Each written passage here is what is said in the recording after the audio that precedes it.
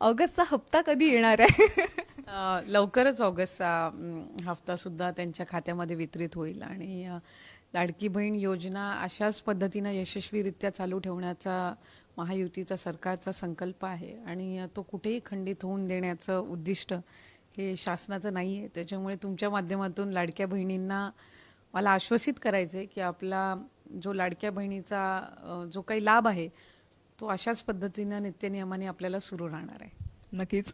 लाडकी बहीण योजना नेहमीच चर्चेचा विषय असते आणि विरोधक नेहमीच वाट बघत असतात कधी बातमी मिळते आणि नेहमी वारंवार काही ना काहीतरी टीका करतच असतात. नुकतंच आपण एक घोषणा केलेली होती 2100 रुपयांची हप्त्यामध्ये वाढ होणार आहे. तर ती वाढ कधी होणार आहे? कारण की अजूनही 1500 रुपयांचाच हप्ता येतोय.